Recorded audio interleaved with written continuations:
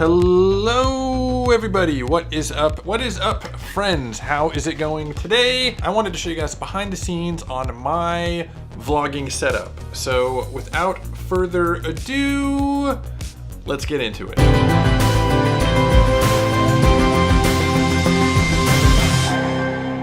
All right, so I am going to use my Sony RX100v or V or whatever, which is my go-to in my pocket vlogging camera, to show you guys a little bit of a behind the scenes of my room and some of the unique things that I have been doing in my vlogging setup. I finally just now got it to a place where I really like it, and it took me a lot of trial and error. All right, let's get Inception style. This is me filming me. What?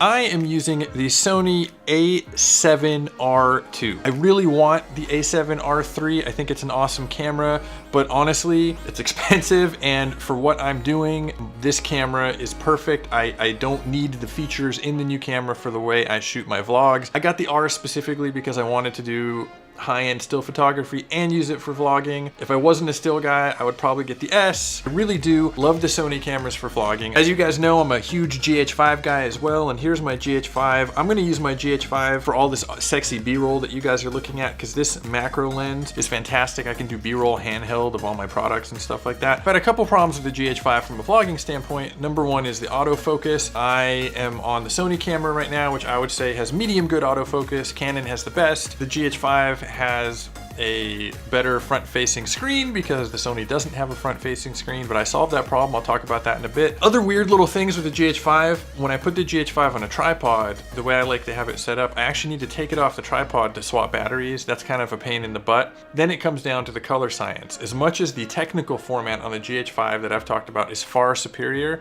I just really love the look of the Sony camera. The last reason I use the Sony camera over the GH5 is actually more practical. I use the GH5 a lot in my day job doing visual effects. It's the perfect utilitarian camera for on-set work for me. The GH5 is always in my bag, whereas the Sony I can kind of keep set up in vlog mode more often because I don't use it as much. It's just great to have this tripod set up here in my office. Got it reversed so that I can grab the handle here, but it's just great to have this set up pretty much available most of the time whenever I need it. Now, as you can see, I have the small HD monitor, which I'm going to get to towards the end. I promise this is the best feature. For one, it gives me my front-facing camera, but it does a lot more than that. But just some other interesting things. I used a magic arm to get my shotgun mic just a little bit closer. I messed around with boom poles, and I've got a lavalier, and all that stuff's great, but I wanted something simple. It screws in perfectly to the mount for the small HD camera, so I figured why not use that magic arm and just get it, you know, a foot closer. What's it gonna hurt? And then in terms of lenses, right now I am on the Sony 16 to 35mm f4 lens. This is not the lens I use the most, actually. This is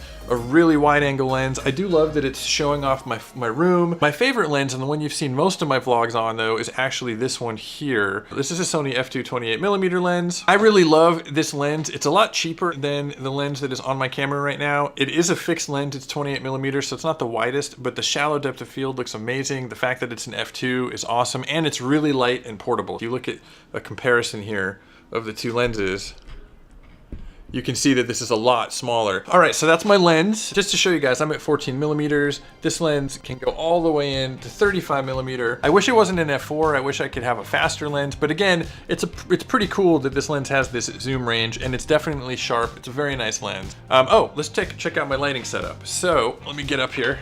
Kind of weird.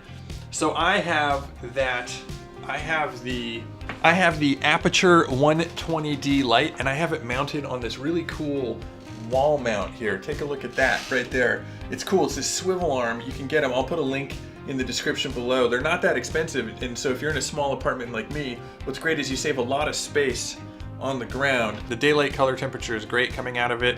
I got the softbox that comes along with it. You guys can see I've got this really great light hitting me. It's just a huge upgrade in terms of lighting. It's got a remote control so I can turn it off and I can turn it on. I have this old ring light, and I really didn't actually like the ring light as a ring light, but I do use it as a secondary light for fill. So if you look at the wall over there, I'm using it to do that nice accent lighting right there.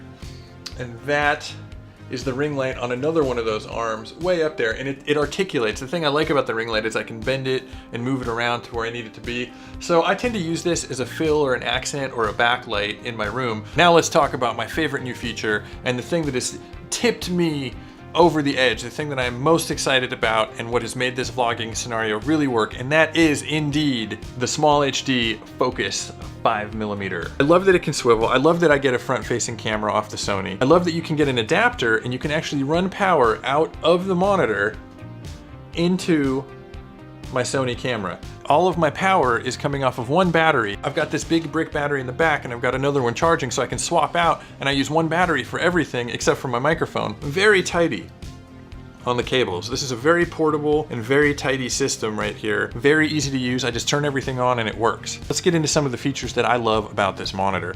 You can customize everything. So you can come in and you can pinch zoom and you can make multiple different customized panels. But honestly, I found myself just using one panel, and you can set up all this stuff on the side. So you can go in and hit this plus and add anything that you want to out of their abundant menu system. And so I've got a grid up here because I love having my rule of thirds grid, as you guys know, for eye lines and stuff like that. So you can just toggle that on and off. I've got focus assist right here. So if I really wanted to make sure I'm in focus and I'm doing something manual, this is really huge with the GH5 where autofocus sucks.